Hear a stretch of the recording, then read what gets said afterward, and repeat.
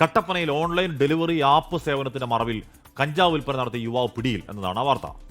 തൃശൂർ മുല്ലക്കര സ്വദേശി ശ്രീജിത്തിനെയാണ് 1.5 കിലോ കഞ്ചാവുമായി കട്ടപ്പന എക്സൈസ് പിടികൂടിയത്. രാഹുൽ വിജയൻ ഇടുക്കിയിൽ നിന്ന് ചേരുന്നുണ്ട്. Rahul, good morning. രാഹുൽ, നമ്മളെ ഈ എപ്പോഴും പറയുന്നതാണ് ഈ കഞ്ചാവ്, ഒപ്പം തന്നെ ഈ MDMA ഇതുമായി ബന്ധപ്പെട്ടുള്ള ഈ വിൽപ്പനയുടെയൊക്കെ കാര്യം. ഇപ്പോൾ ഏത് ജില്ലയിൽ നിന്ന് എത്രയൊക്കെ വാർത്ത വരുന്നുണ്ട് സത്യം പറഞ്ഞാൽ അറിയില്ല അല്ലേ? ഇഷ്ടം പോലെ വാർത്തകളാണ്. ഇടുക്കിയിൽ എന്താണ് സംഭവിച്ചത്?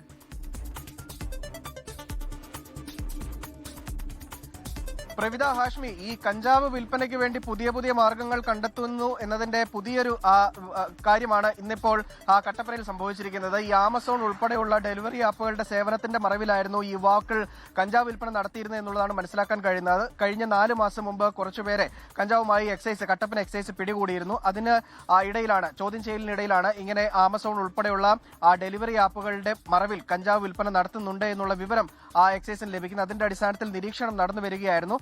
അതുൾപ്പെടെയുള്ള കാര്യങ്ങൾ പരിശോധിച്ചും വരികയായിരുന്നു. ഇന്നലെ ഇപ്പോൾ തൃശൂരിൽ നിന്ന് ഈ ശ്രീജിത്ത് വിൽപ്പനയ്ക്ക് വേണ്ടി കഞ്ചാവ് കട്ടപ്പനയിലേക്ക് കാറിൽ കൊണ്ടുവരുമ്പോഴാണ് 1.5 കിലോ കഞ്ചാവായിരുന്നു ആ കാറിലുണ്ടായിരുന്നത്. ആ കാർ ഉൾപ്പെടെ എക്സൈസ് പിടികൂടുകയും ചെയ്തത്. എന്തായാലും ഈ ശ്രീജിത്തിനെ കോടതിയിൽ ഹാജരാക്കി റിമാൻഡ് ചെയ്യുകയും ചെയ്തിട്ടുണ്ട്. കൂടുതൽ ആളുകൾ ഇത്തരത്തിൽ കഞ്ചാവ് വിൽപ്പന ഓൺലൈൻ ഡെലിവറി ആപ്പിന്റെ മറവിൽ നടത്തുന്നുണ്ട് എന്നുള്ളതാണ് എക്സൈസിന് ലഭിച്ചിരിക്കുന്ന വിവരം.